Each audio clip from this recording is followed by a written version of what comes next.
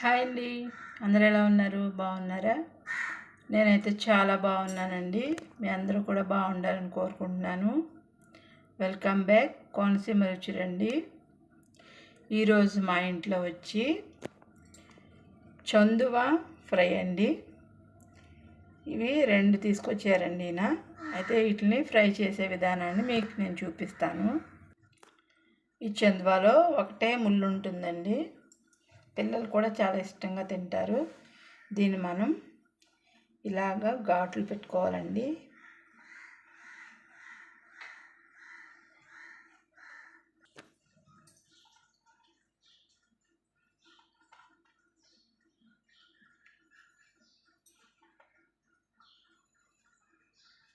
ఇలా పెట్టడం వల్ల మనకి చేప లోపలికి మసాలా అంతా వెళ్ళి ఫిష్ అనేది చాలా టేస్టీగా బాగుంటుందండి.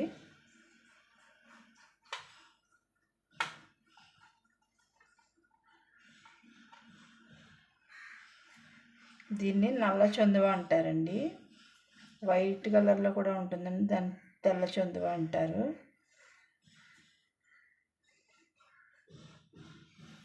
ఓకే, చూస్తున్నారు కదా, ఇలా మనం పెట్టాలి. అలాగే దీన్ని కూడా పెట్టి చూపిస్తాను.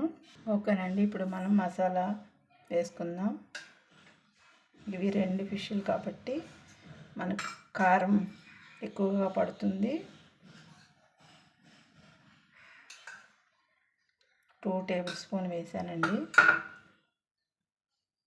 అలాగే 1/2 టేబుల్ స్పూన్ వచ్చి సాల్ట్ వేసానండి. 1/2 టేబుల్ స్పూన్ వచ్చి పసుపు. అలాగే ఇది చికెన్ మసాలా అండి. మనం ఫిష్ మసాలా కూడా వేసుకోవచ్చు. నేను చికెన్ మసాలా వేస్తున్నాను. అలాగే కొద్దిగా అల్లం వెల్లుల్లి పేస్ట్, అలాగే కొద్దిగా సన్నగా కట్ చేసుకున్నటువంటి కొత్తిమీర, అలాగే కొద్దిగా నిమ్మరసం,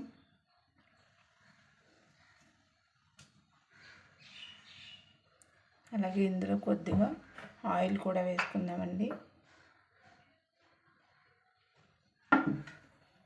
ఇవన్నీ బాగా కలిపేసానండి. ఇప్పుడు మనం ఈ చేప పైన పెట్టుకుందాం. మీరు ఎప్పుడైనా సరే ఇలా పెద్ద సైజు ఉన్నవి తెచ్చుకోండి, ఇలా చిన్న సైజు తెచ్చుకోకండి.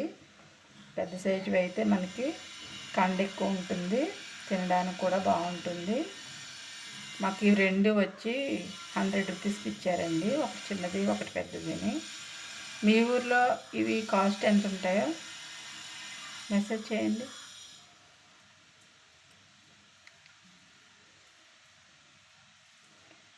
అన్నిటికంటే చేపలు చాలా మంచిదండి హెల్త్కి కూడా. చికెన్ కంటే చేపలని ఎక్కువగా తినండి, ఎందుకంటే దీనివల్ల మన స్కిన్ బాగుంటుంది, మన ఆరోగ్యం కూడా బాగుంటుంది.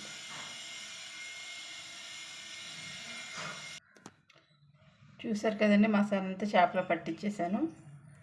ఇప్పుడు మనం ఏం చేయాలి? లైక్ చేయాలి. లైక్ చేసి షేర్ చేసి సబ్స్క్రైబ్ చేసుకోవాలి. ఇప్పుడు నేను దీన్ని ఒక 10 నిమిషాలు పక్కన పెట్టి తర్వాత ఫ్రై చేస్తాను. ఓకేనండి, 10 నిమిషాలు అయిందండి. ఇప్పుడు మనం ఇలా మందంగా ఉండే ఒక బాండీ పెట్టుకుని ఇప్పుడు ఆయిల్ వేసుకోవాలండి. ఆయిల్ ఫ్రైకి ఎక్కువగానే పడుతుందండి. ఓకే, ఇప్పుడు మనం ఇందులో కరివేపాకు వేసుకుందామండి.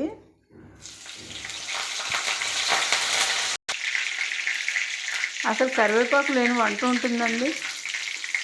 అన్ని కూరల్లో కూడా కరివేపాకు కావాలి.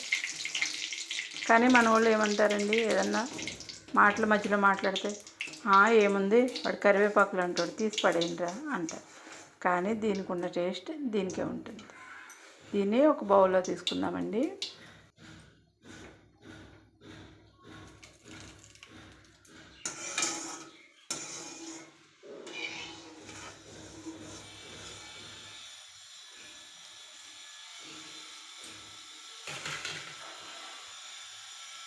ఇప్పుడు మనం ఒక్క చేపను మాత్రమే వేసుకుందామండి, ఎందుకంటే ఎక్కువగా ఫ్రై అవ్వాలి కదా.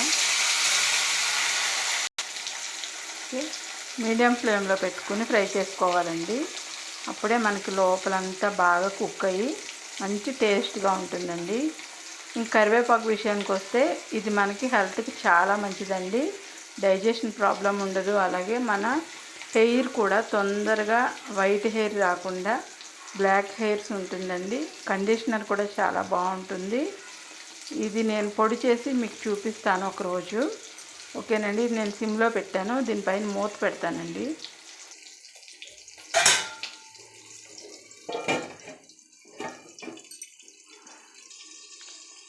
ఇప్పుడు మూత తీసి చూద్దామండి.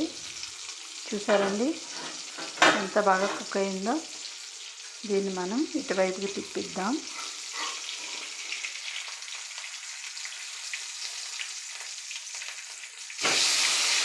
చూసారా ఎంత బాగా కలర్, చూసారా ఎంత బాగా వచ్చిందో.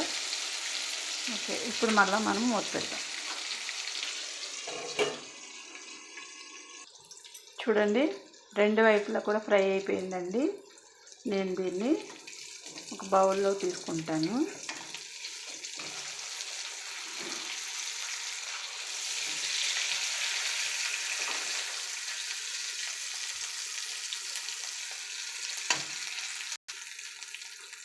చూడండి రెండు వైపులా కూడా ఎంత బాగా ఫ్రై అయిందో.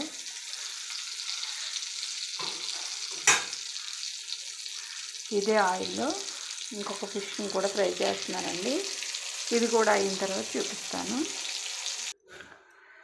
ఓకే ఫ్రెండ్స్, చందువా ఫిష్ కర్రీ రెడీ అయిపోయిందండి. చూసారండి ఎంత చాలా బాగా వచ్చిందో. నేను తినను కదండి, అయినా సరే అన్నీ కూడా పర్ఫెక్ట్గా వేస్తాము, ఎందుకంటే అది అలవాటు అయిపోయింది కాబట్టి. ఉప్పు కారాలు అన్నీ కూడా సమపాలంగా సరిపోతాయండి. ఇది వచ్చి మా ఇంట్లో వాళ్ళ కోసం అండి. నేను లిక్విడ్ డైట్ చేస్తున్నాను కదండి, నేనైతే తీసుకోను. ఓకే ఫ్రెండ్స్, ఇప్పుడు ఈ ఫిష్ ఒకటేనా అనుకుంటారేమో, దీంతోపాటు నేను రసం చేశానండి, అలాగే రైస్. ఓకే ఫ్రెండ్స్, మీ అందరికీ కనుక నా వీడియోస్ నచ్చినట్లయితే లైక్ చేయండి, షేర్ చేయండి, సబ్స్క్రైబ్ చేయండి. మరిన్ని మంచి వీడియోస్ కోసం మన ఛానల్ని సబ్స్క్రైబ్ చేసుకోవటం మర్చిపోకండి. ఓకే ఫ్రెండ్స్, మరో మంచి రెసిపీతో మళ్ళీ మీ ముందుంటాను. అంతవరకు సీ యు, బాయ్ అండి.